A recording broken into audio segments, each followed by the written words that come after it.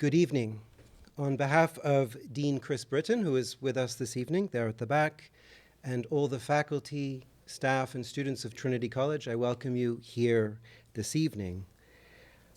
My name is Jeffrey Reddy. I teach in the Faculty of Divinity here, and I will begin with the land acknowledgement that we begin all such events with. We acknowledge that the land on which Trinity College and the University of Toronto operate is part of the traditional territories of the Huron-Wendat, the Haudenosaunee Confederacy, and the Mississaugas of the Credit, an Anishinaabe people, land covered by the Dish with One Spoon Wampum Belp Covenant.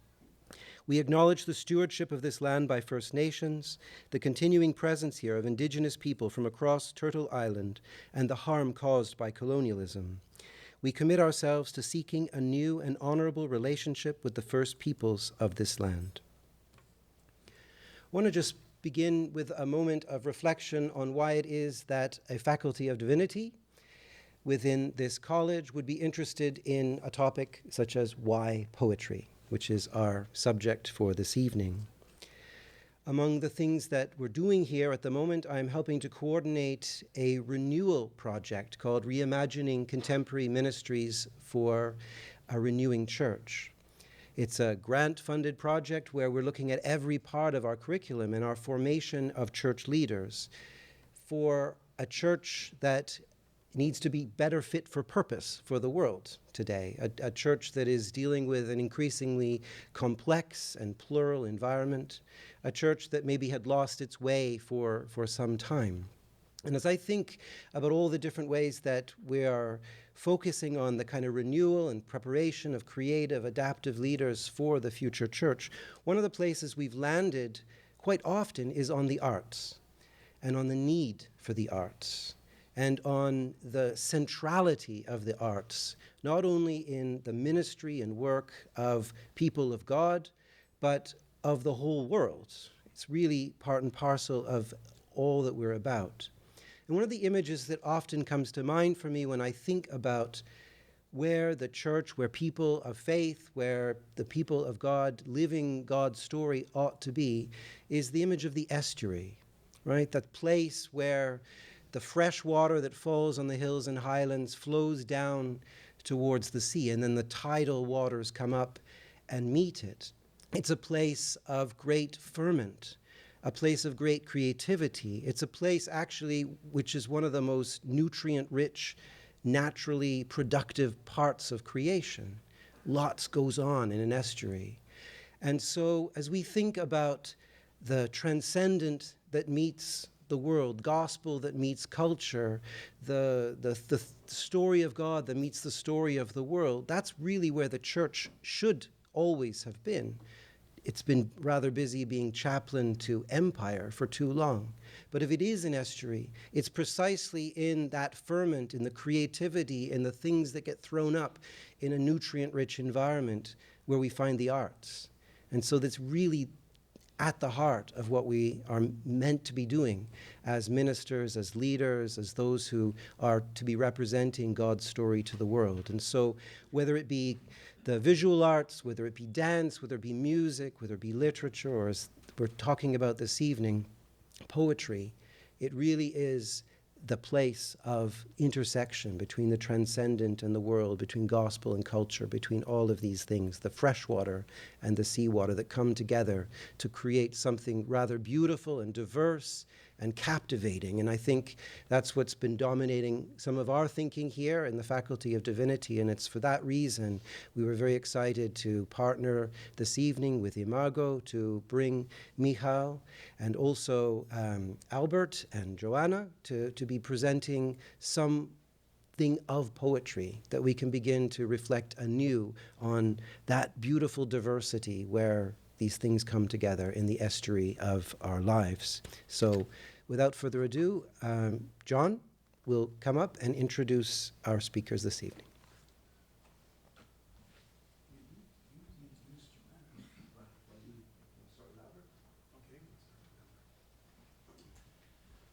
Good evening, and it's good to see you all here. It's something I've anticipated over a good number of years to have Micheal here in Toronto, And I'm very pleased that you're here, Micheal. We'll hear from you a little later. As Jeffrey and I were talking about this evening, we wondered whether it might be valuable, given that Micheal he will read some of his work a little bit, but given that he's going to talk about why poetry, we thought it would be good to have a few minutes to voice poetry before we hear from Micheal. So we have invited two folks and two very distinguished poets. And I'm going to just briefly introduce Albert Moritz. I expect many of you will know him. He's a fellow here at Trinity College. He's a very distinguished poet. You were poet laureate in Toronto for what years, Albert? I'm sorry.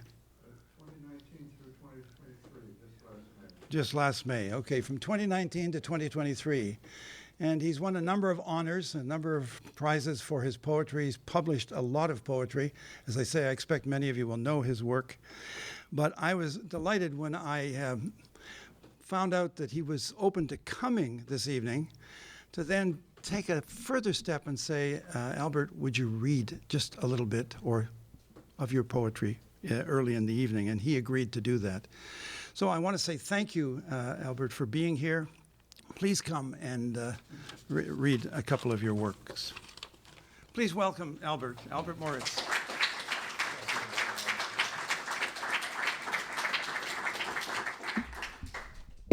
Well, thanks for the opportunity of being here, and I think I should say thanks for the opportunity of being anywhere.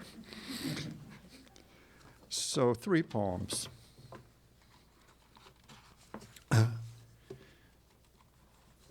The Master. My disciples said to the space where I had been, "No one knows your thoughts, Master. Your book and the scents of the night betray nothing to the black air." But it was not the space where I had been. The false legend had betrayed them. The disaster of age had overtaken me entirely elsewhere. Nothing but their mistaken, rash imagination in that pleasant shrine might by ignorance be made the ghost and silence that they think I am armored in. But let me say this now to those song-forsaken lovers of mine. Say one thing clear and loud. In every poem, take that of this cricket pausing between 2 shrills, which scholars claim is lost, though it's well known it simply has no words. I mean each sound for rending and revelation. To his coy mistress. Your pleasures are immediate, curled in themselves like any cat, while the great truck wheels going by outside our curtains make me cry. Why am I thus so much dismayed by transience? Our rent is paid, and I am even at times employed. We can afford my cult of void, and dreaming it alive with forms, bodies, as if angelic swarms of bees, now homeless, yet alive, blocked out all vision of their hive, burning to less than a memory, a ruin where the root should be. Nothing if not intransient, insisting on what time has meant by its blank hours, too short and long, worth song, worth no more than a song.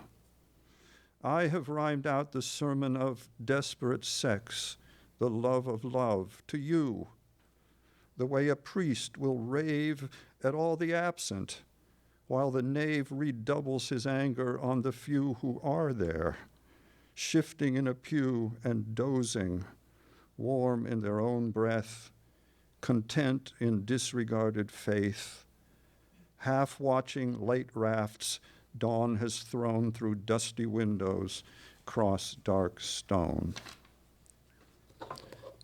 And finally, the volcano.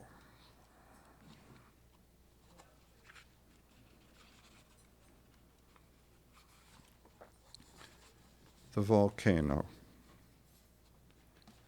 This was the earth at last. The volcano pluming in the distance, white at its lips that etched a kiss's shape into the sky, brown on its shoulders with dead lava, green toward its base. To see it rise brought back wound and healing, the presence of the anthill so long buried in our memory, buried with our 5-year-old seeing that once admired it.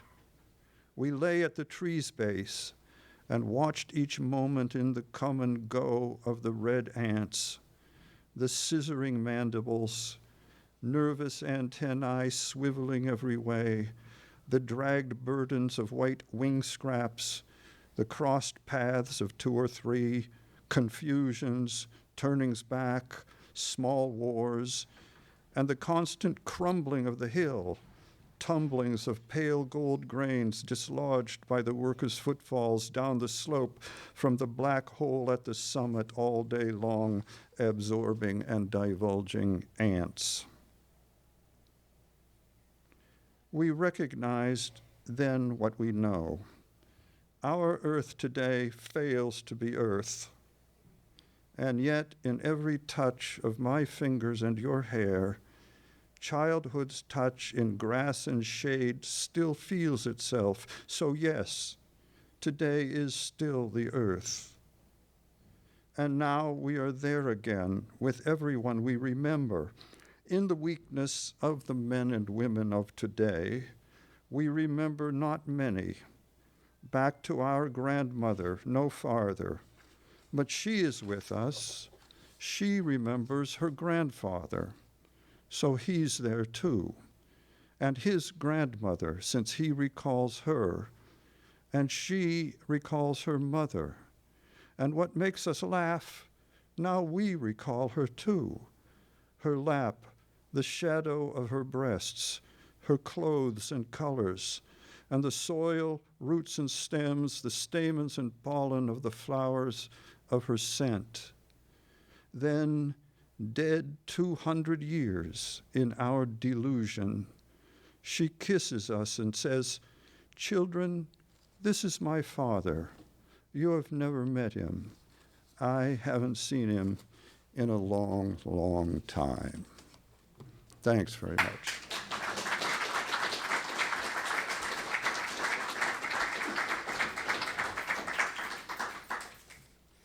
It's my honor now to introduce to you Joanna Bird, who is a PhD candidate in English at McMaster University.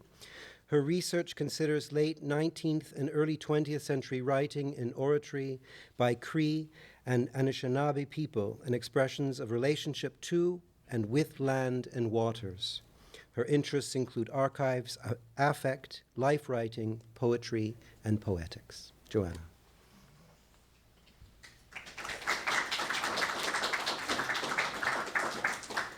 Thank you. I'm going to read 2 poems tonight that are not by me, and I want to read them in honor of Morgan Harris, Mercedes Myron, Mashkude Bijekegwe, Rebecca Contois, and Linda Beardy. The first poem is by Métis poet Marilyn Dumont. With second sight, she pushes.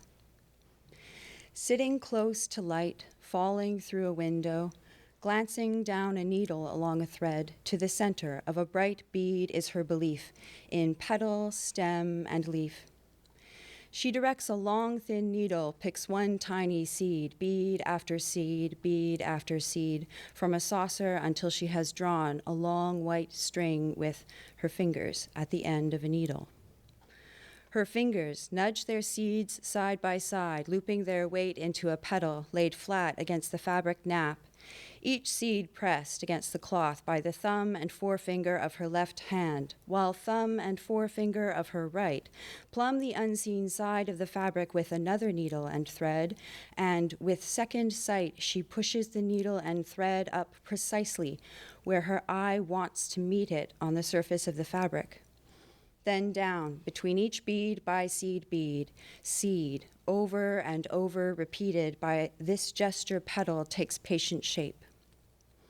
The bead's color makes no sound, but it is cranberry, moss, and fireweed. It is also wolf willow, sap, and sawdust, as well as chickadee, magpie, and jackrabbit.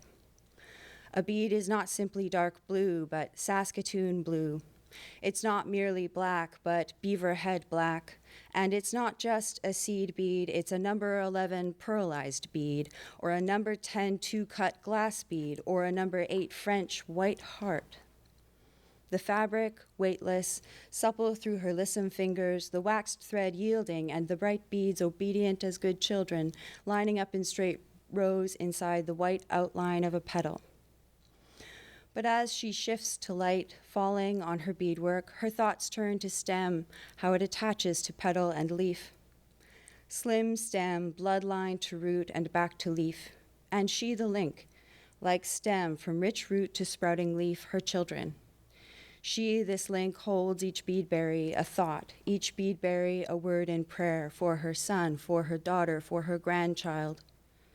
She considers blue beads as holding a piece of the sky reflected in berries. Her same fingers gather Saskatoons draping from branches bent, blue as fruit, and release them to the lard pail tied to her waist, there dropping the sound of small drumming in the pail. Her same fingers scoop Saskatoons, the fruit of feasts, from a bowl in the sweat, that place of gathering self and others back to womb, that bulb of life in her mother. Each bead of birth she senses as light grows faint as thread. Each bead of birth she sees her eyesight fine as thread. Each bead a birth she listens. Each bead sewn down a word in prayer.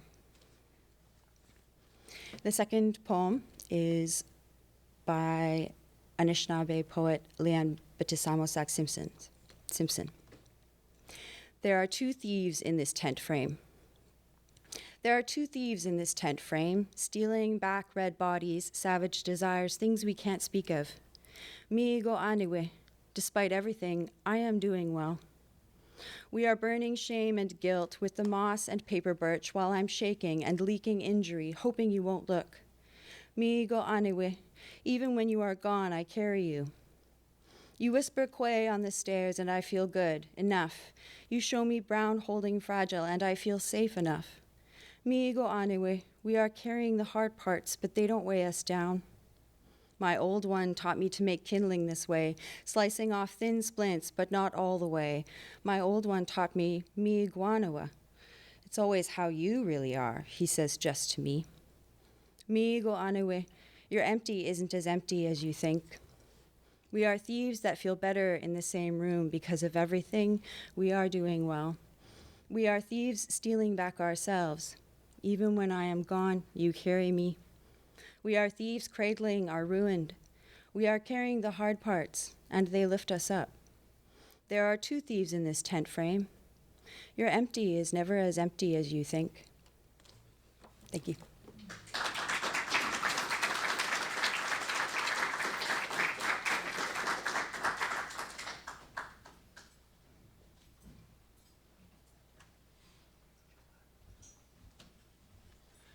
Thank you, Joanna, and thank you again, Albert, for launching our evening. It's a great privilege to have Micheal here this evening, and forgive me, those who were there last night, I'm going to give a similar introduction to what I gave last night. And just say about my first meeting or my first encounter with Micheal was in Cambridge, England, when my wife Marion and I attended a Holy Week Arts Festival in 2015. Visual arts and music, lectures and conversations, all in the exquisite setting of King's College Chapel. But perhaps the most memorable moments for me and for Marion is a very short walk was a gathering at the Fitzwilliam Gallery, a few minutes' walk from King's College. We were there to hear a reading by an Irish poet from a work still in progress, the Five Quintets. Jeremy Begbie, theologian, composer, and performer, had composed some musical responses to the poetry, and they were performed at that event. I remember the room, a luminous red with scores of artworks, paintings, sculptures, and artifacts from various periods of history, and a packed audience, not unlike this evening, but a larger room. Then the words, strong, eloquent, and passionate. It was an inspiring event that nurtured the spirit. It was at that event, in a very brief conversation with Micheal, that I said, I would like to have you come to Toronto sometime. It's taken 8 years to fulfill that wish, and we're here tonight, and we had a wonderful meeting last night as well. There's a lot to say about Micheal. I have a fairly lengthy intro that I could give, but I'm going to shorten it with all due respect, my friend Micheal. Micheal has published a large number of poetry books, and some of you will be familiar with them. I don't know what the actual number is. Micheal, do you know the number offhand? 17. Okay, 17. And there's a collected works soon to come out. There's one already out, but I think there's another one coming out. He also has a book of essays called Say But the Word, Poetry as Vision and Voice. That was published back in 2015. Micheal has given poetry readings and broadcasts extensively in Ireland, Britain, Europe, and North America. He's lectured at Trinity College, Dublin. He has also given lectures at Harvard and Yale University. He has also represented Ireland at the Poetry Society's European Poetry Festival in London and at the Frankfurt Book Fair, and he was a writer-in-residence at the Yeats Summer School. Well, you get the idea. He's a very busy man and does wonderful work and is much in demand. He has also received honorary doctorates from, do I have this right, University of Manitoba, and where are the other two? Aberdeen, and there's one other one. Sorry, I'm not seeing it here. Where is it? Oh, Trinity College, Dublin. That's right.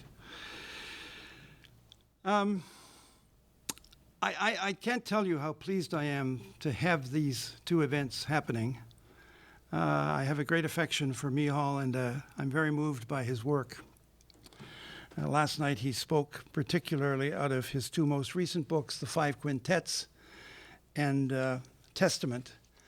And just so you know, they're available here for sale after this evening. How things will unfold is Micheal will come here in a moment and speak for about 40 minutes, and then we'll have an opportunity for some question and answer, conversation together, and then we will break for the reception.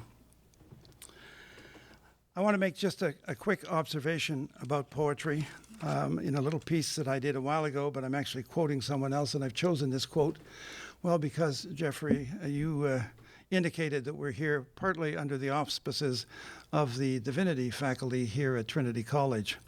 So I've chosen a quote that has a kind of divinity connection. Here's the, this, by the way, is available afterwards on one of the Imago newsletters, and there's several of them back there from various times, but this particular one is on poetry. In a world that where much that is true has been made small, flattened, and reduced, and ultimately trivialized, how do we find our way to recover what has been lost? I've been reading a lot recently about reduction and how much gets reduced. In fact, I mentioned Jeremy Begbie. He's just come out with a new book about reductionism. Walter Brueggemann comments on just such a situation in a book on preaching. Excuse me. Finally comes the poet. Here's what Brueggemann says. To address the issue of truth greatly reduced requires us to be poets that speak against a prose world.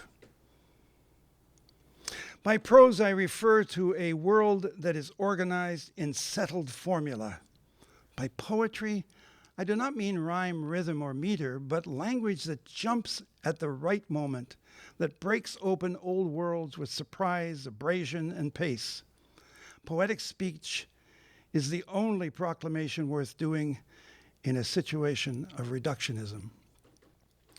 Well, there's something there to have a discussion about, I'm sure, but it's a challenging notion. We often say bring out the poets when things are looking dire. And I really do want, with my work with Imago, to do what I can to promote the arts to be in conversation with faith in whatever ways we can do it. Some of you will know of the Chagall exhibit across the road. If you don't, I would invite you to take note and go and see what 58 works by Chagall. But that's not what we're here about tonight. Micheal, thank you for coming to Toronto. It's his first time in Toronto beyond the airport. We've had a terrific time together. I think I'm exhausting the poor man, but he's been very patient with me. And so please join me in welcoming Micheal O'Siadhail.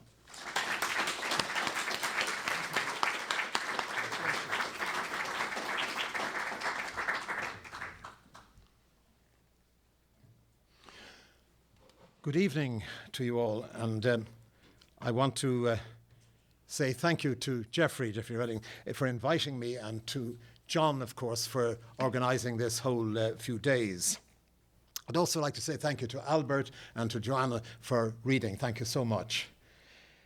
It's an honour to visit Trinity College here in the University of Toronto. I'm afraid I'm no stranger to Trinity College, as my own alma mater is Trinity College, Dublin. I'm haunted by these because my primary school was St. Michael's College, and I read at St. Michael's this afternoon. So but I was in Trinity College, Dublin, where I was both an undergraduate and later a tenured lecturer.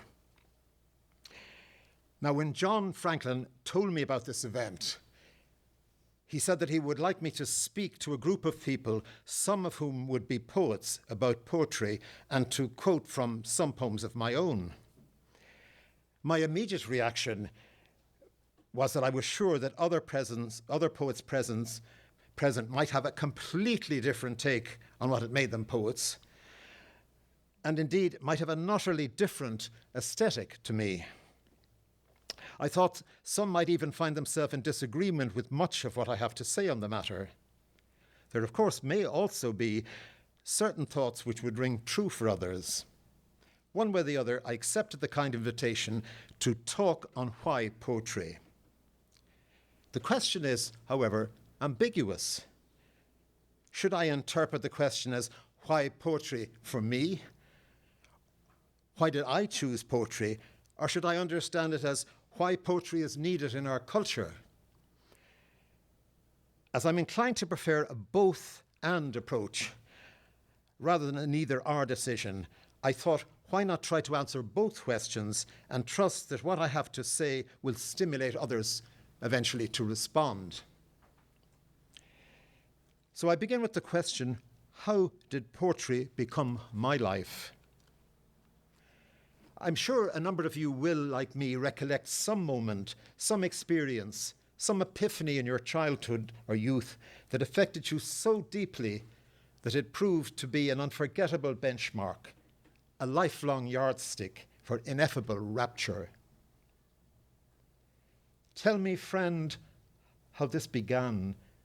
Was it that morning you tricycled up the slope along the path to the woods, wheeling around, pedaling frantically homewards, snowflakes spun in the trees, and passing through the garden gate, you turned forever into Eden? Or maybe one winter afternoon, alone in the sitting room, listening to music on a radio left idling after the news, you were staring through the window when suddenly the trance dance stirred, then all was transfigured. Again, you blundered into seventh heaven. For me, at least, such a moment became a touchstone. If I'd had a different upbringing, if I'd been exposed to music and nurtured by musicians, or if I had the gift of outstanding eye-hand coordination, that impulse might have found its outlet in composition or in painting or sculpture. But I grew up in a world of words. Why did I reach for poetry rather than prose? Here I must quote the Irish poet Patrick Kavanagh.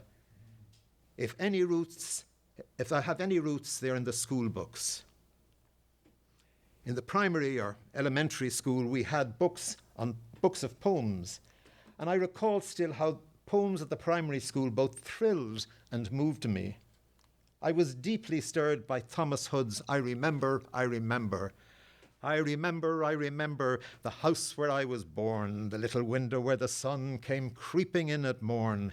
He never came a wink too soon, nor brought too long a day.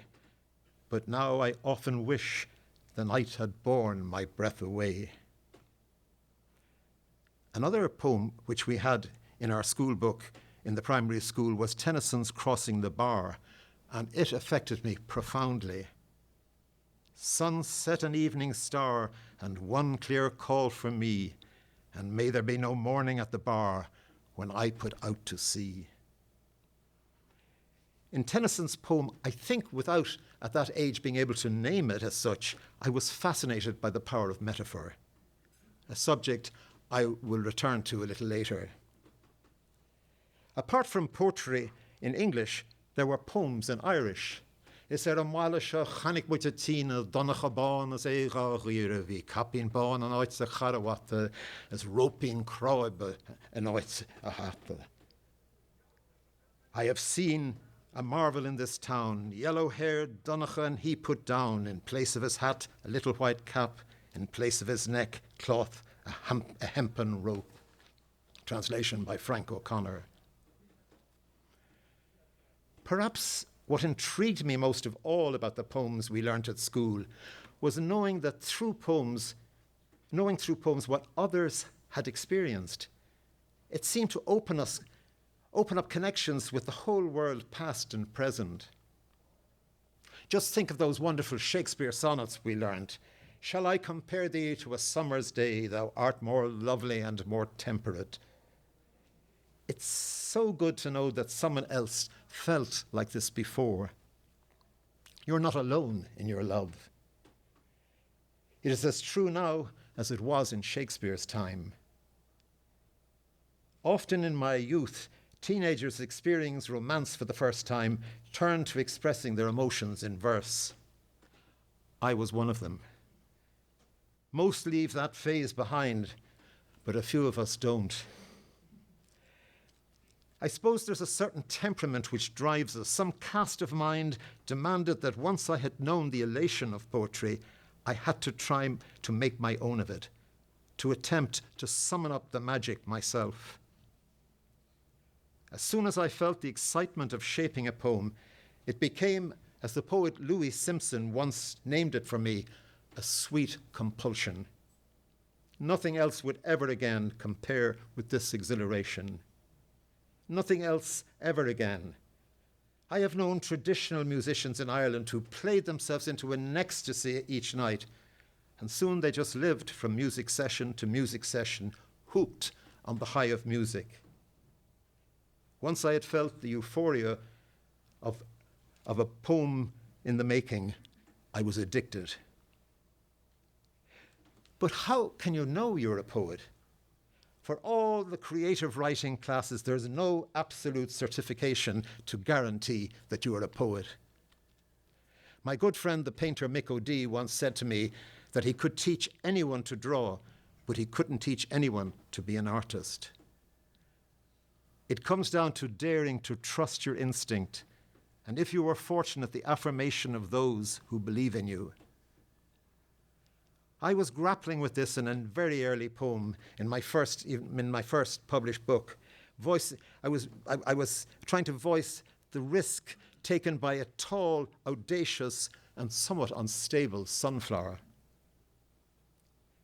The danger of tautening towards the sun To lose is to lose all. Too much gravity, and I'm undone. If I bend, I fall. Just tell me it's worth this venture, just the slightest reassurance, and I'll open a bloom. I'll flower at every chance. Then praise me all the way to the sky. Praise me with light, lover. Oh, praise me, praise me, praise me, and I live forever. But make no mistake, this is probably a venture not to be embarked on lightly. Yet I know that driven by the muse, I simply plunged in. I still recall how as a young man shortly after I married, I was on a visit in the United States and a friend gave my wife a copy of Rilke's Letters to a Young Poet. On the flyleaf he had written simply, "As you're married to a poet, you'd better read this." I too read the book, and the following paragraph was engraved in my memory. Nobody can counsel you and help you, nobody. There's only one single way. Go into yourself, search for the reason which bids you to write, find it out, whether it is spreading out its roots in the deepest places of your heart. Acknowledge to yourself whether you would have to die if you were denied to write. This above all, ask yourself in the ask yourself in the stillest hour of your night, must I write? Delve into yourself for an answer, and if this should be affirmative, if you may meet this earnest question with a strong and simple, I must, then build your life according to this necessity. Your life, even in its most indifferent and slightest hour, must be a sign of this urge and a testimony to it. I knew the answer for me was yes, I must. For me, there's always been the sheer magic of words, the marvel of their sounds and rhythms which pleasure the mouth and the ear. Just think how embedded in us is the delight we can take in such combinations of vowels and consonants in rhythmic patterns. Even as infants, we were soothed by lullabies. Hush-a-bye, baby, on the tree top. When the wind blows, the cradle will rock. When the bough breaks, the cradle will fall. Down will come baby, cradle and all. And as children, we counted out or skipped to such patterns. I know we skipped to jelly on the plate, wibblety wobblety, wibblety wobblety, jelly on the plate. And it was just sheer magic, and you jumped in at the right moment and so forth. This rhythm and sound was part of how we grew up. Poetry seems to me to be halfway across a spectrum which runs from prose to music. Though good prose may have a certain tempo, poetry can, by exploiting rhythmic and sound devices and by compressing or distilling experience, intensify thought and feeling. Music, on the other hand, concentrates on sound, on pitch and rhythm, evoking moods without words. Poetry holds words and sound elements of music in play without merging them into song. In describing the use of sounds, I've avoided speaking of rhyme. So often, those outside the world of poetry think of poetry as verses with end rhymes. And of course, this is not unreasonable given a long tradition of rhyme. However, as many of you will know, there's also a long tradition of syllabic poetry. In other words, counting the syllables in each line. Again, as you will know, besides end rhyme, there are many types of rhyme: half rhyme, slant rhyme, internal rhyme, and so forth. Perhaps a significant feature of contemporary poetry is that rhyme is no longer mandatory. Rather, it is a choice. There was a reaction against the use of any strict form. People thought of it as so-called sing-song. I think this was particularly true in, I don't know if it's true in Canada, it certainly was true in the United States, for a period at least. The use of strict form was seen simply as a lack of spontaneity. There's also been in the United States a huge new neo-formalist movement where rhyme is again de rigueur. For my own part, I like to let the theme find its form, and ultimately I follow the ancient Greeks in seeking a marriage between form and content, whether that involves syllabic counts, rhyme, rhythm, or alliteration, or whatever. Whatever sound devices are used are not simply ornamentation, but serve to intensify the theme and pulsate in the memory.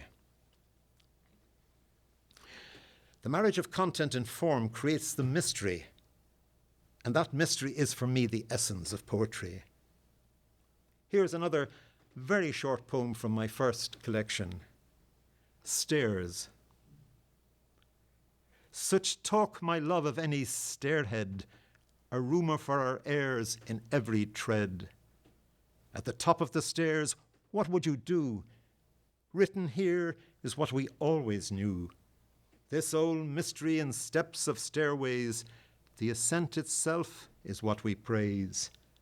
Onwards, and with you tread by tread, could it be we're near the stairhead? I return to the use of metaphor. What is this poem about? A stairs? About a life's journey with a loved one? Or both? The Tennyson poem Crossing the Bar, which I quoted earlier, might also suggest similar questions. Is it about the sea? Is it about Tennyson's death? Is it about both?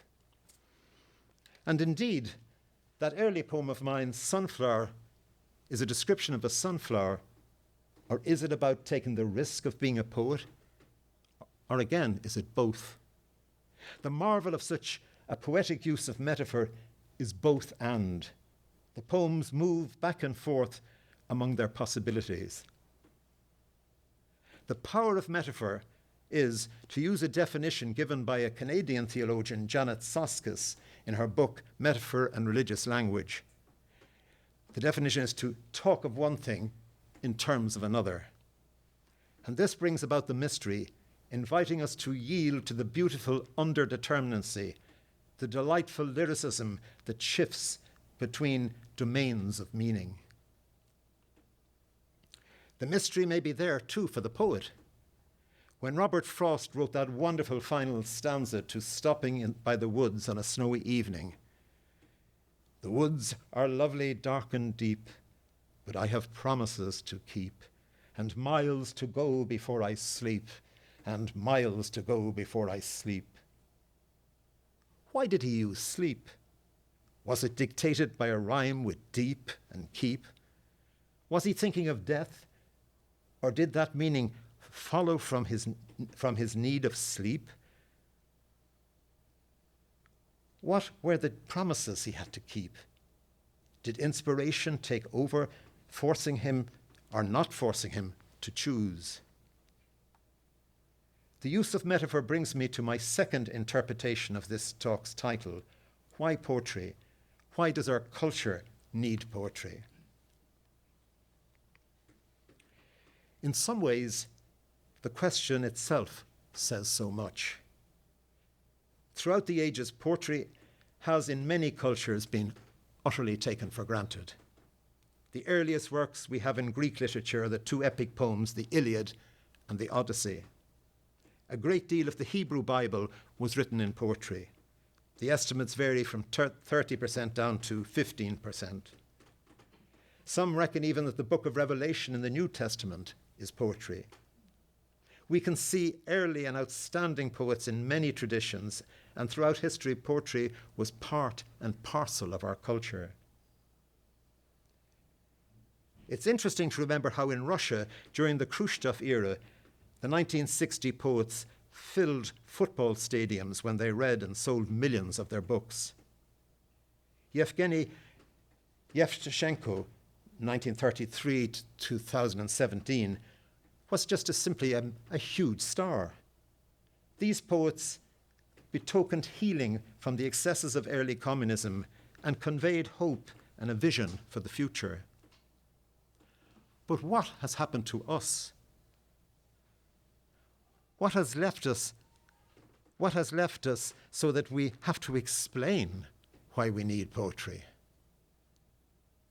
The French philosopher Paul Ricoeur has described how our culture has turned mysteries into problems. We want no mysteries. We want problems which we're determined to solve and in due course bring under our control. Mysteries require the humility to acknowledge that there are things we can't master, but must simply receive in wonder. The presumption of complete dominance of a post-Enlightenment mindset still survives in our day. In my 5 quintets, in the quintet concerned with science, in the 3rd canto called Cage of Reason, I portray this post-Enlightenment phase when, after the shock of Darwin's evolution, rationality held absolute sway. In Darwin's wake, a double shift of mood, part disillusionment like those who'd thought our earth the core of all. So too, we'd seen ourselves as God's most beautiful once off, but find that grown by chance and habitat, we have no right of privileged overview, and move within the rifts of here and now, our only pattern sensed in retrospect, part the time of reason's native pride, distrusting wefts of thought or metaphor, believes in concrete causes and effects, to better now our lonely human lot. Our reason's beam can turn its probe to show a world that's not what it appears to be, as Durkheim followed by Comte unearths the unseen webs that hold our lives in play, a resonant mesh of rules we sleepwalk in, or take for granted underneath we call by other names, while those who stand outside and seek to take the knower view of things find laws beyond our wills we must obey, until it seems this age of measurement becomes an underworld where we're entranced, our minds suspended in an amber gel, we're falling under reason's thumb and spell. Of course, there's nothing wrong with reason. It's a wonderful tool, and we all are grateful for so much that the strict rationality of science has gained for us. Or at least think just of the benefits of modern medicine. The crux is when we want to tie everything down and deny our ability to live with the marvel of ambiguity, with the irreducibility of metaphor. The extraordinary thing is that the same physics, with its insistence on the primacy of observable measurements and laws, that formed a mindset which rejects ambiguity and finds difficulty with metaphor and poetry, is exactly the same science which inspires a return to the mystery. Just think of how Niels Bohr shows us quantum physics, which no longer ties everything down, but deals in probabilities. An electron can appear as a wave or as a particle. There's also the fascinating experiment of Alan Aspe, where you send off 2 entangled quantums of light in opposite directions. Then you divert one, sending it at right angles, and the other one, with no connection, diverts itself and sends itself at right angles. Or think of Heisenberg's uncertainty principle. The uncertainty principle states that we cannot know both the position and speed of a particle, such as a photon or electron. We can't know it with perfect accuracy. The more we nail down the particle's position, the less we know about its speed, and vice versa. In a poem called Meditations, I celebrated how science, that first caged us, now shows us again the way to openness, to ambiguity, and a humbler acceptance of our own involvement in a world where we have no masterly overview. After Niels Bohr. Something in our nature enjoys twin truth. An electron's double life, in turn a particle and billow of guesses, wave of the probable, neither the one or the other, world of both. A thought in flows of the possible takes flesh, old Plato's lovely dream undated and open, the gain and shortfall of things as they happen, love's aims and journeys complement and mesh. After Alan Aspe, two quantums of light are shot contrawise, then pin one down, travelling whatever line. Already the other moves right-angled to its twin. Separate togetherness, more a joy than a surprise, as though the core knows what nothing has proved, unimaginable wholeness. A twitch in a filigree shimmers and ripples across a fragile city. Of course I still belong to anyone I've loved. After Werner Heisenberg, twin truths, and yet I can never gauge both. Fix a particle, and we've missed its impetus. Fix its momentum, and its place will elude us. Every bid to fix catches us all in its truth. Creation delights in this play of peekaboo. I try to measure your nearness. You abscond. Your gaze folds me into its infinite beyond. Fugitive, ungraspable, I can only love you. It's about 100 years since Bohr and Heisenberg. Aspe did his experiment in 1982. Clearly it takes time for the lead that science has given us to percolate down into general awareness in our culture.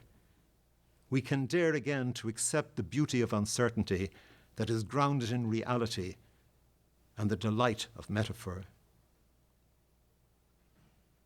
Why do so many people shy away from poetry, often claiming they don't understand poetry?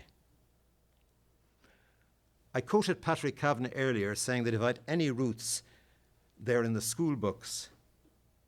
Schools are where many first encounter poetry. My late wife, Bede, was a primary or elementary school teacher, and occasionally I visited classes of 9 and 10-year-olds to read poetry.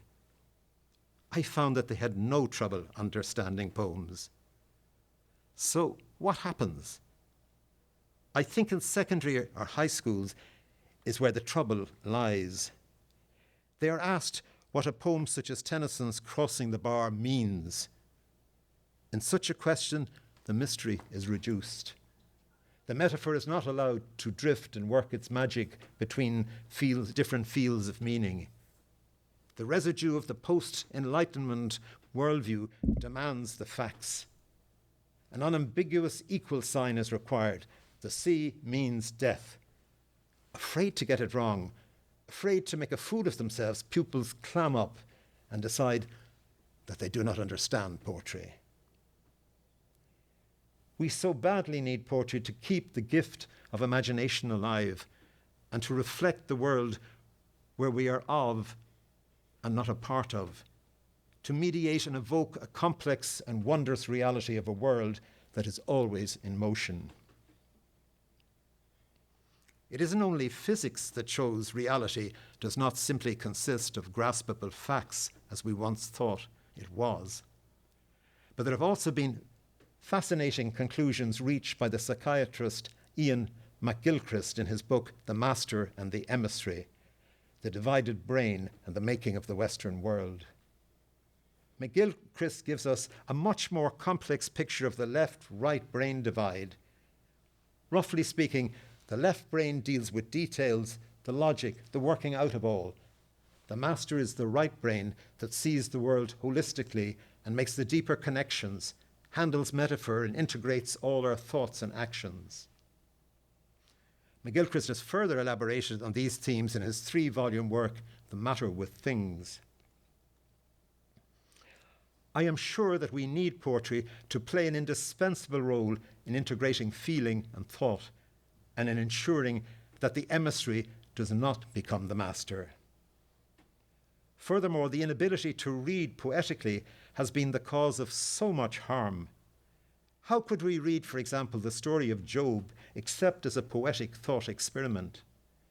And it was written in poetry.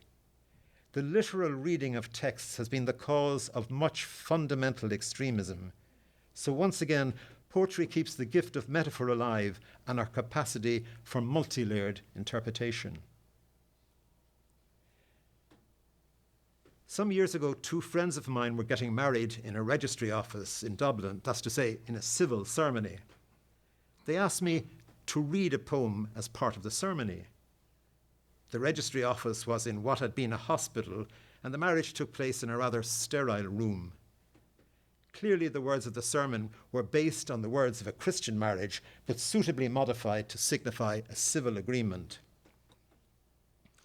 I found myself wondering, why had they asked for a poem? Then I realized it was a desire to lift the moment out of the ordinary, to heighten the atmosphere, even maybe to lend a sacral air to their marriage promise. Can it be that we need poetry to hallow our lives, to keep a window to the sacred ajar? We want the images to fire up our intention. When we are literally getting spliced. Splice. Braid by braid to unravel our weave, as stripped we intersperse, for better for worse, our strands a whipped and knitted re-ravel. No longer a knot with its come and go, but more to have and hold our splices twofold purchase, a rapport tougher than its sum. I take whoever you are or come to be, till one of us perish, to love, to cherish, steer by my burgee, I hitch to your star. Of course, there are many kinds of poetry. It has been pointed out in my own work that I've tended to alternate between highly personal lyric poetry and more public themes. So I want in the time remaining to me to think a little bit about how both genres are necessary for us. Once more, it is by no means a neither or, but a both and. I'll start with the necessity for personal lyric poetry. Clearly, there is the necessity for the poet. I don't know how I would have come through life without expressing what affected me deeply, and if I couldn't have tried in poems to make sense of it all. Yet whatever role it played for me in my coping with life, the question here is, how relevant is it for society at large? In the same way as poets I've read moved me, I've got to believe that if I'm honest, if I dig deeply enough and tell the truth, that my work too can touch others. Sometimes feedback can confirm that this is true. A book of mine, One Crimson Thread, was written almost as a chronicle of the advancing Parkinson's disease and death in a care home of my first wife, Breeds, and of my mourning her. The medicines which aided movement caused mental confusion, but without them, movement became very limited. Yet when the medicines were cut back, restored mental clarity was so wonderful. Without a doubt, writing these poems at this time of heartache, as this heartache unfolded, was my way of dealing with the sorrow of it all. I seem to celebrate on your account, today so rigid under my caress. I kneel to kiss you now, but no amount of love or care can lessen your distress. Clear-mindedness, but no more dopamine, so your chair bound can barely move alone. An unoiled body's messaging machine shows all the drugs had blurred is now full-blown. At least this deal allows the mind to mesh, and yet I know that you must pay the price. Your Mr. P will have his pound of flesh, and this trade-off means such a sacrifice. What can I do to settle suffering's bill, except to say, my Breeds, I hold you still.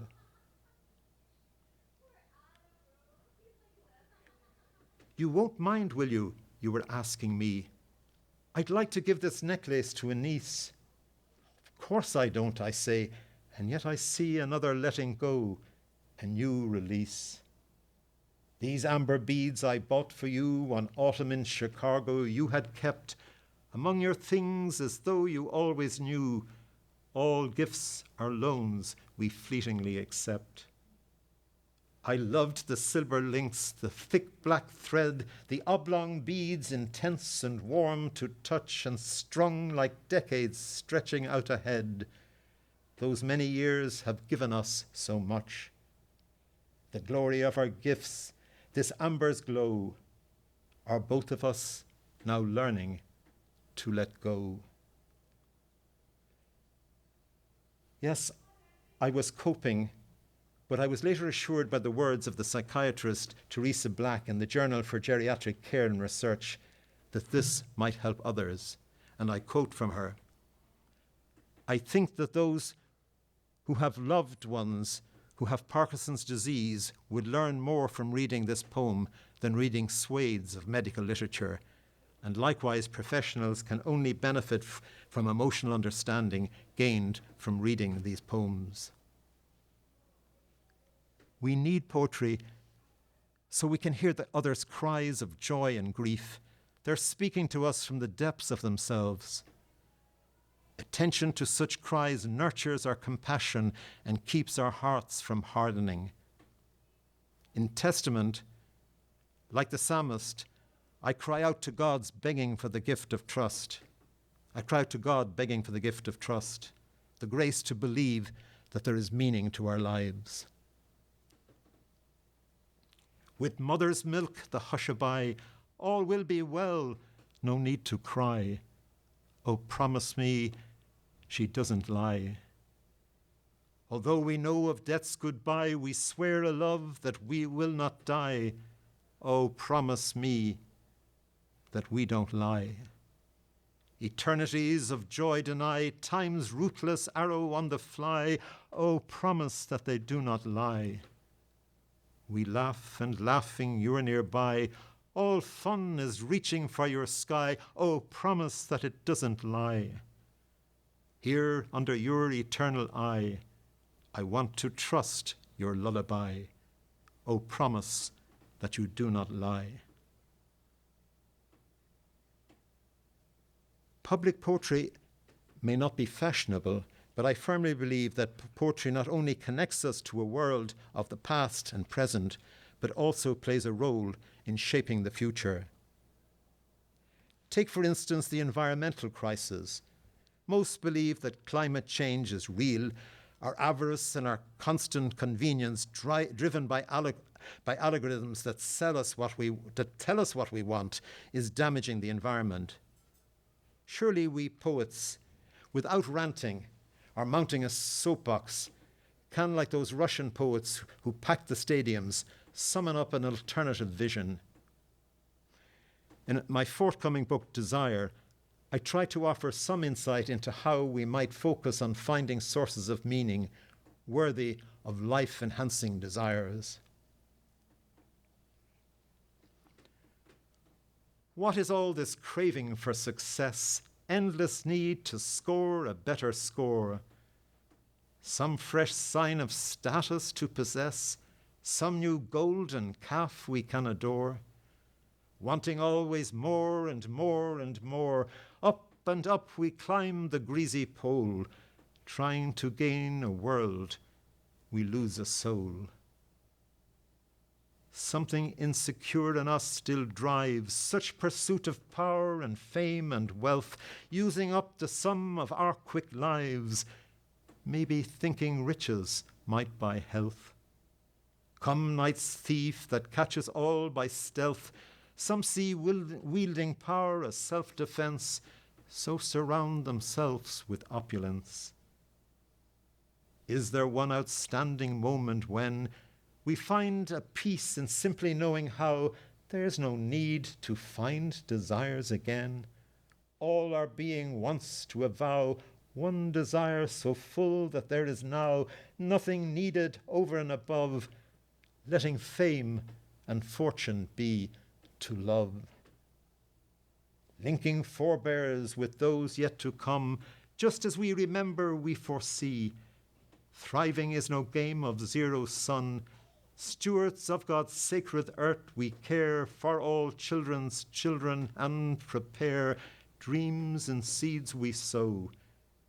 A future planned. Trees live longer than the planting hand. We need poetry also in helping us to shape a shifting worldview.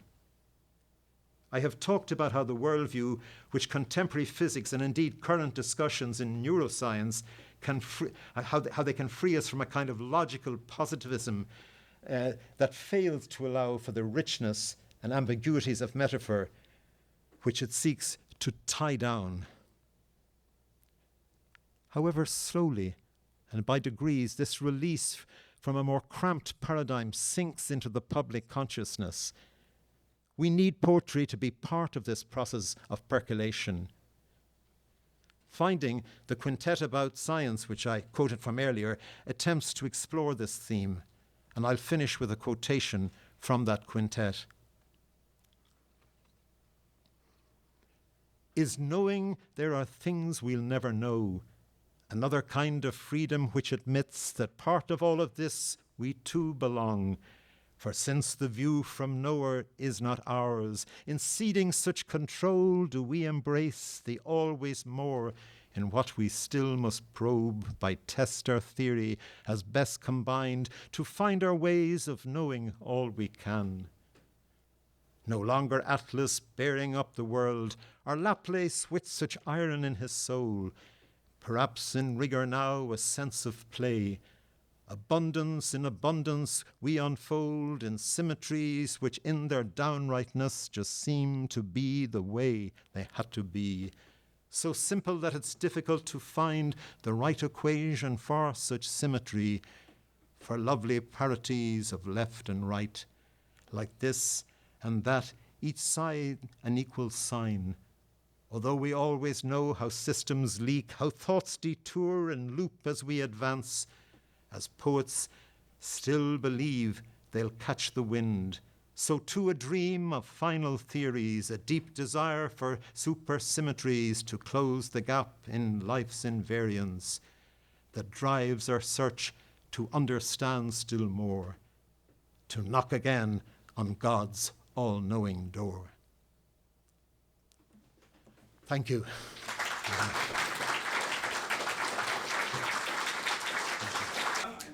It's just hard to know what questions to ask, but Micheal, it was very clear that you see poetry as a way to recover some sense of mystery in life, and perhaps as a key to release us from what you refer to as those cramped paradigms. I mean, am I getting it? Oh, absolutely. And as I said, the irony of it is that the science which created that cramped paradigm is exactly the science which is inviting us out. But isn't it amazing how long it takes? Yes. You know, I mean, mindsets change over 100, 200 years, and it's only beginning to seep slowly down to us that you know that mystery is part of reality. Yes. So I think so. You actually mentioned earlier, you were talking about an art collector, Yes. and you said that they only collected when they didn't understand it because they wanted a mystery in the painting. This was actually, I was quoting Father Donovan, who has an art collection over at St. Michael's College, and I remember being on a brief tour with him with a few others, and somebody said, "How do you choose what art you're going to buy?" And he said, "Well, the theme has to be spiritual, but one thing I've learned when I look at art, if you get it, don't get it."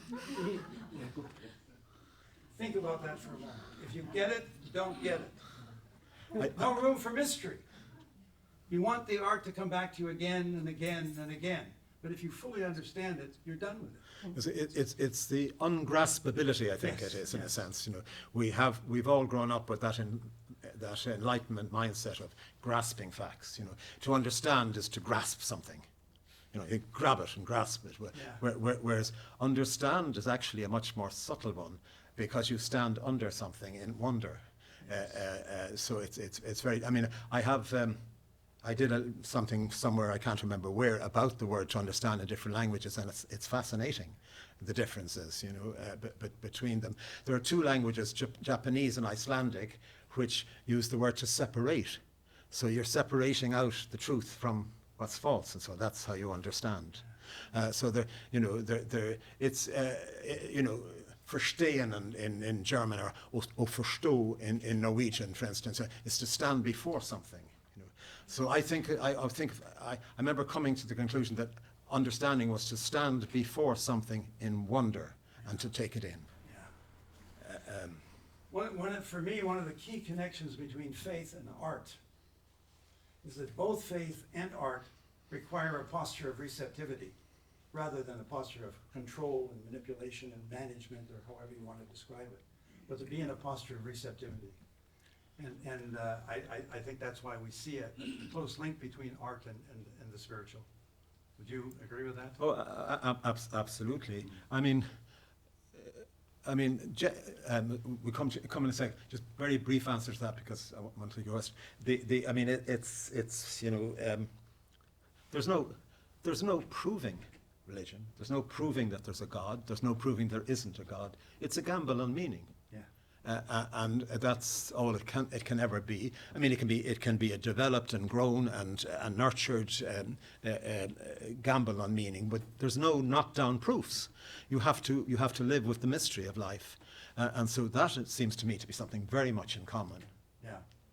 And some of you will know the work of George Steiner in Real Presences, who makes the claim that all investment in the arts is really raising a theological question. I mean, that's how he sees it. Well, and as how I've seen my own life. I mean, I've actually, in an essay I did in that book you mentioned, I think it's in that book you mentioned, Say But the Word, which of course is a quotation from Domine Nonsum Dignus, the Say But the Word, my soul should be healed. That sorry, give me, I've lost my thread for a second. What you just said? Oh, yeah, about we both lost our friends. Steiner. Yeah, George. Sorry, no, thank you. George Steiner is yes, this is the double act. Yes. He's fascinating in that book because he talks also about but a lot of literary criticism, which is secondary literature.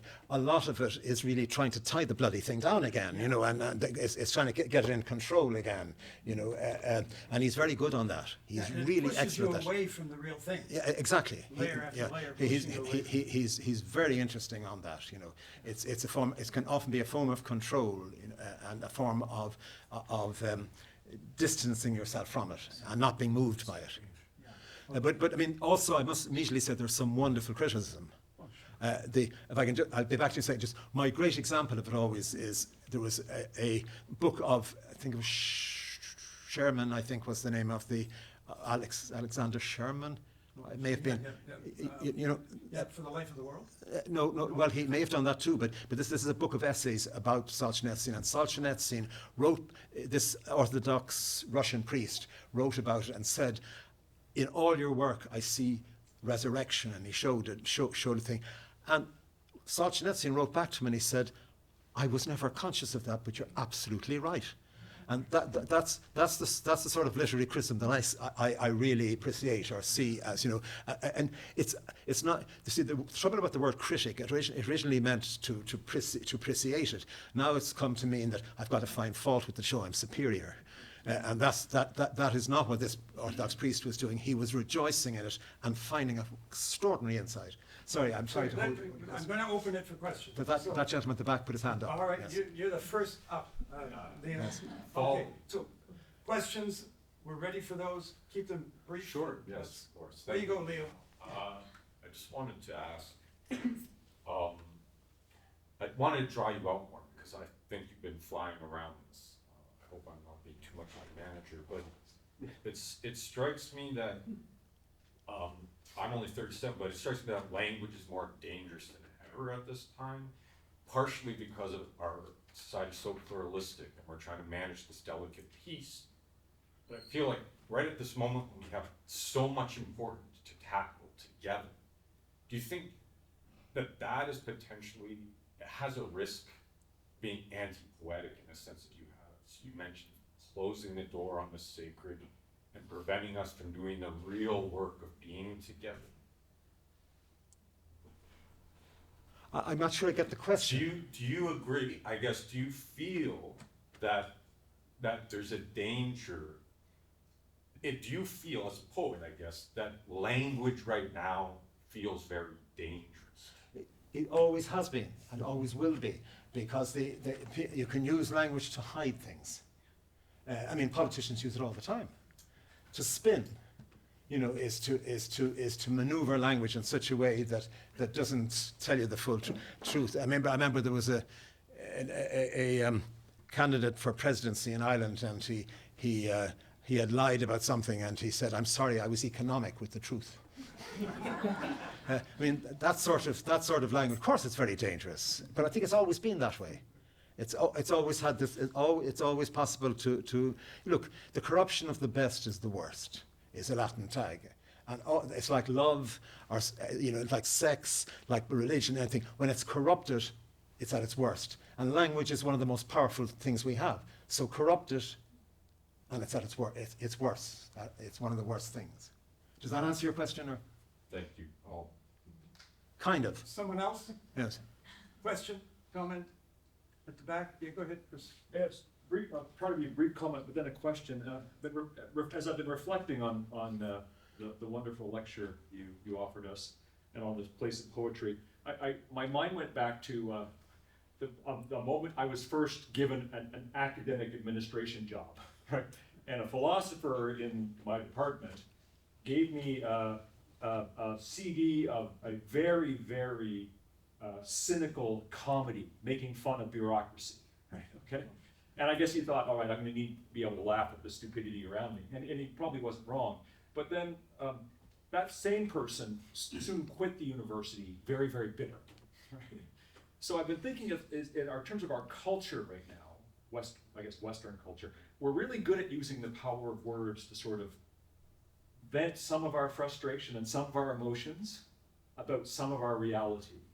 But we are not so successful at bringing a greater fullness of expression of our emotions and what sustains life.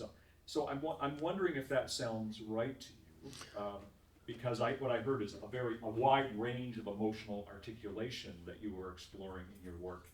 And if so, what helps a poet, or what sustains a poet's capacity to attend to the variety of the human experience, the fullness of emotions, as opposed to being caught up in just focusing on part of the experience, which might end up, it might have a function at a certain moment of our life, but then if that's the only place we dwell, it drains us.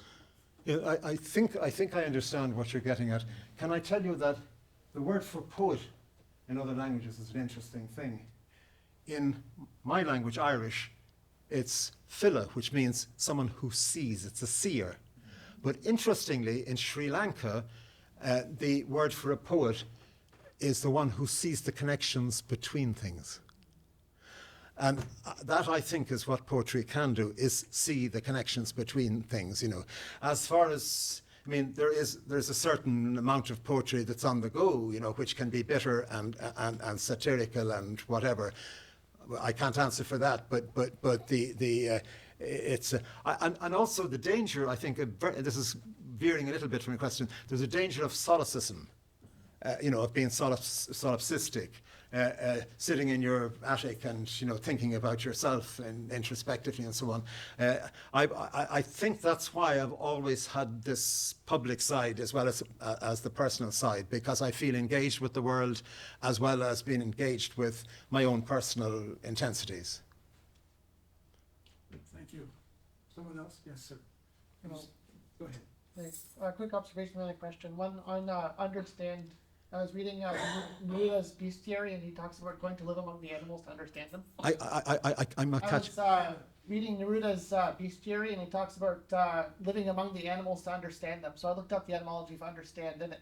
In fact, it's derived from inter, or cognate with inter, to stand among. I thought that was one more aspect to add to the understand. But the biography, for the first half of your talk, the Why Poetry for Me half, you said at one point, somewhere in the past, that you left academia to be a full-time poet, and I was wondering what was the stimulus for that, and what's the difference really, and how much would you say it's necessary for someone to be a full-time poet? I can only speak for myself. I would never lay down the law for anyone else. I mean, the truth is, for me, I knew what I wanted to do when I was a teenager, and I tried to work out how to do that.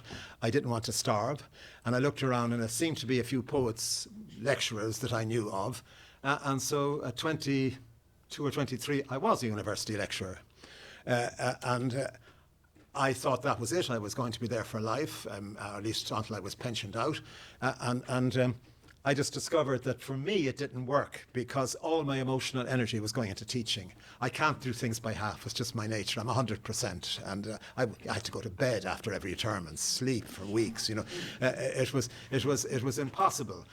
So that's why I originally left teaching. I then was a professor in the Dublin. I was gone a year, and then I was offered a professorship in the Dublin Institute for Advanced Studies. I did 13 years there because it was easier for me to combine. I was quick with research. I was able to do it fairly tensely and quickly, and so I divided my time. I mean, officially not, but I did. I mean, I was publishing books, so it wasn't a secret. But you know, but there was a quantum leap when I could go full time. I went full time at 40, and it was completely different. From then on, all my books had an architectonic. They had a theme which I explored. I had the time to do that. I had the John McGahern, the Irish novelist who you may have heard of, once said to me, he did 3 hours work every day, an hour warming up, an hour writing, and an hour looking over it, and then he went out and he dealt with the cows. And I knew what he meant. I mean, it's what you do with your mind when you're not working. It has a huge effect on your work, if you see what I mean, because if you're filling it up the whole time with other things, so you stop working. Now I do linguistic research, I go back, I do poetry. It's the time in between.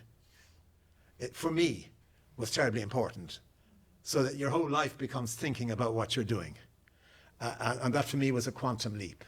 But I don't lay down the law for anybody else. I can't answer that. All right. Thank you for your question. Yeah. Yes, ma'am. You're multilingual. We're here in Toronto. I'm sure many of the people here in this room are also multilingual. How do you find different languages affect how poetry is expressed, how prose is expressed, how language is actually experienced? We were talking about the word understand and how it's parsed somehow differently in different languages. I mean, to you, as another multilingual person, how does that affect your work? How does that affect your world? Well, I think the best answer is a book I wrote called Tongues. It's funny because something very deep in me, I've been bilingual since I was very young, and so and then I was at university in Norway, and then I taught at the University of Iceland, and on it went. So that for me it was something very deep. But oddly enough, it didn't come out until very late. It's about 5 books back, I think, Tongues. But there I go through it all, how I see the world perceived differently through different languages. I do it through etymologies of words, which are very different. I do it through adages, through proverbs. I mean, proverbs are fantastic. I mean, the same idea, the same basic idea. What is it? Too many cooks spoil the broth. In Japanese, too many sailors and the ship goes up the mountain. In Russian, too many nurses and the child has one eye, or something like that. I forget what it is. So, and on it goes. It's so the imagination is wonderful. What it comes up with, the same human phenomenon, but expressed in all sorts of different ways. So it fascinates me. But I think my best answer is, say, read Tongues. I also did Japanese signs. which are fabulous. You know, I mean, if you look at the, you know, how do you draw things? I was talking earlier. I don't know if anybody's here that was there this evening. How do you draw God? I mean, here you are, 3,000 or 4,000, whatever it is, on the Yellow River with a tortoise shell. How do you draw God? And what you do is you do a thing that is a bolt of lightning. You have an altar, a sacrifice on the altar, and blood dripping down. You sacrifice, and on an altar, the lightning comes down. God. I mean, it's the imagination that's in language is just extraordinary. Thank you. Someone else? There's two over there. There's three. Two. Yeah. Well, first an observation. Oh, sorry. Oh, No, it's okay. No, not at all. I just happened my first eye. an observation and a question. Yeah. But so much of what you said, you spoke so directly to me. But Thank you. first observation is you spoke of this arc where a certain kind of overly rational view closed us and then opened us. And my first observation is that the us, for me, I don't think you necessarily intend to mean that is absolutely universal, but just to make the observation that there's always been, that us to my mind has always been a fairly narrow section of the world. I agree. Both I agree. geographical I and agree. cultural I agree. and so Yes. They've always been. Yeah, absolutely. The majority of the world have always been at the other end. Yeah? No, So just that yeah. observation. No, you're right. I mean, when I say us, I meant the Atlantic culture, to use Charles Taylor's term in his wonderful book. I mentioned. What's that? Being the secular age. The secular age, yeah. He talks about the Atlantic culture. And that's really what I'm saying when I'm saying us. By that he means Western Europe and here. And we're an exception. You know, there are 80 million, 80% of the world professes faiths. You know, so you're absolutely right to point that out, and thank you for doing so. When I say us, I mean, when I say what happened to us, I'm talking about the Atlantic culture. I assume that. I just Yeah. want to lay it out. No, but I think it's well worth pointing out, and Yeah. thank you for doing that. The second thing is a question. When you spoke about the way in which you came into poetry and the likes that you found in it, the rhythm and rhyme, and, you know, back to, you know, people have nicknames and chants and so on, children and how that stayed with you, etc., etc. That kind of connection with poetry, and you spoke a bit about that kind of connection with poetry, that immediate kind of gut reaction to it and so on, which to some extent has been, you know, diluted, vitiated by particular directions in modern poetry. I'm wondering what you think about, and I'm asking the question, this rise in what people label as the spoken word, and, you know, that rise in the oral poetry, and whether it's hip hop and rap and the Caribbean where I'm from, you know, in poetry and so on. I'm wondering, I don't know how much you know about the phenomenon. I'm wondering whether you see that, to the extent that you may or may not know about it. I'm wondering whether you see that as helping to bring in the kind of audience for poetry that say that we refer to that say Yevtushenko had, for example. Yes, I'm laughing because Kristen here sent me an email this morning about a hip hop officer, because I very kindly invited me to be the guest at Lynn Latin, and I had been asked the exact same question. So I know nothing about hip hop. I said, I mean, I said my stepson seems to know something about it, but I don't. But I got Kristen sent me something this morning about. Give me the name. Shad. What was fascinating, and I wrote back to say that was absolutely fascinating, was that I have a new book coming out in about 3 weeks' time called Desire. And one of the sections in that is based, it's based on it tells the story of how we're being utterly spied on and exploited by the internet. It was started out of idealism. And it was in 2008 when the bang came, the two boys that started Google, for example, sold their souls basically, and they're spying, they're selling information about you. It's just getting worse and worse and worse, and it's a terribly, terribly frightening read. A wonderful book by Shoshana Zuboff, which I recommend highly to you, called Surveillance Capitalism. What was fascinating was that you told me that this hip-hop artist had actually worked had put the rights of man and this together in his music, and I have used her book I have used her book as the basis of a section of my new book, Desire. And I'm glad to say I sent it to her, and she wrote back and said, I sent a message out in a bottle and it was received, which was lovely to hear. And she's actually coming to Reading and Giving in Bowdoin College next week in Maine. I'm looking forward to meeting her in person. So I have to be open to you know, I mean, it's fascinating that that we both me and he are onto the same thing, you know. Well, that was a wonderful lecture, and Thank one you. of the things that stood out to me in the heart of it was just the idea that poetry actually opens us up to the mystery. And then you mentioned Charles Taylor, which of course the idea of the closed immanent frame, which is the way that we live. And so much of the way that we talk about mystery even is within an immanent frame. Yeah. And the idea that we can actually break out of that. I mean, we have so much invested in, not just in terms of the structure of our world, but also in terms of human fear, that doesn't allow us to yield to mystery. Yeah.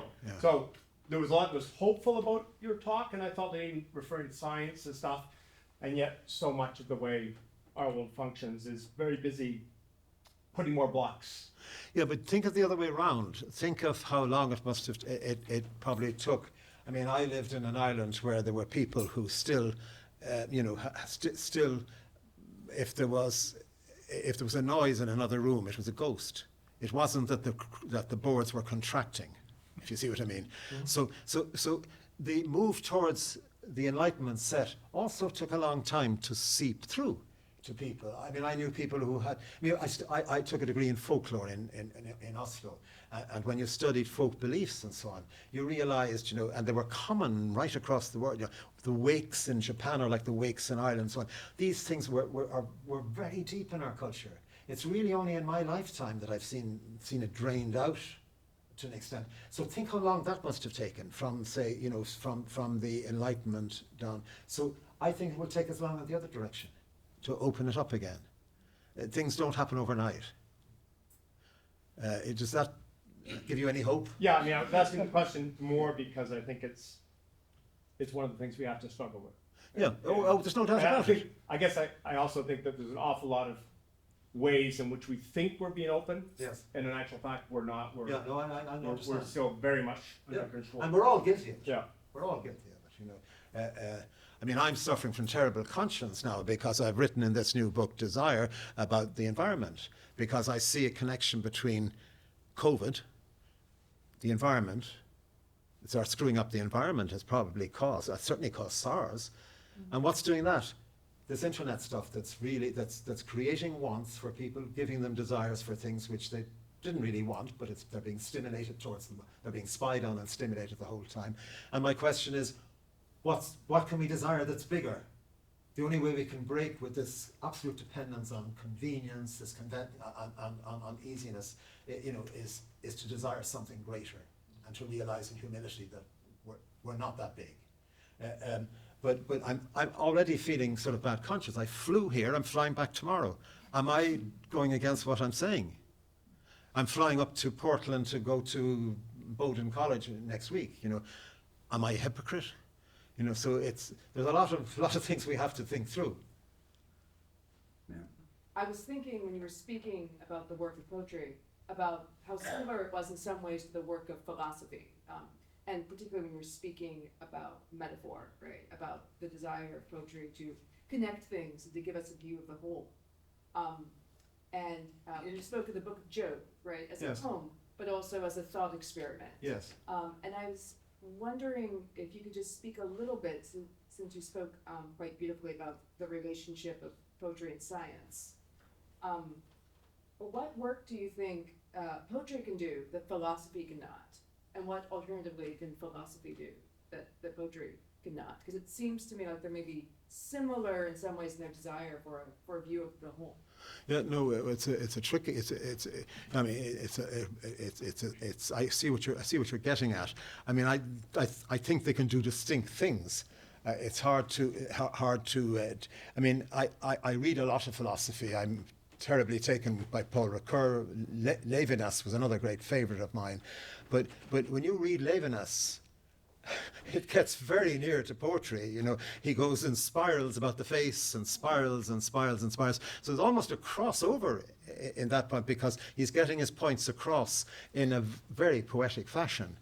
I suppose philosophy is going to be more I mean, you're in the philosophy world, it's probably going to be more towards slightly more towards argumentative. Whereas the poetry can simply suggest an image. I think that's somewhere where the divide goes, but I need to think more about it.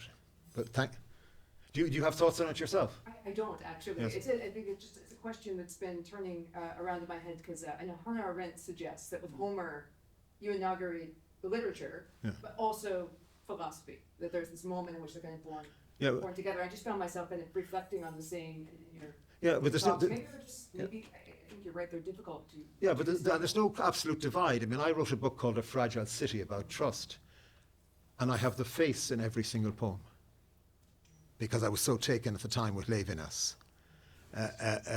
If you look at some people have, I mean, some countenance, face, visage, but it's there throughout the book, because the whole Levinas, who was he was Lithuanian, I think, wasn't he? He was Jewish, and he really wanted to bring ethics back into philosophy. And the extraordinary thing was that face thing, you know, that you're answerable to the face of the other. Do not murder me is what the other face is saying to you. I mean, all I'm saying is I blurred the thing too. You know, because I mean, most people, it has been spotted by a few people that, you know, that I've used the face right through it.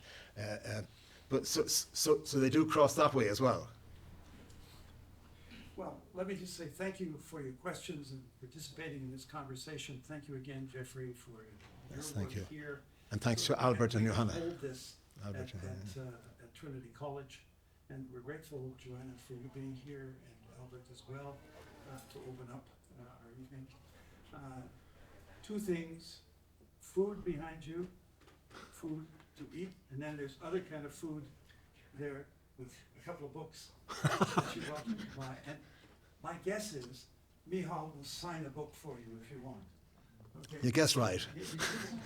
So please join me in saying thank you again. Thank you. Thank you.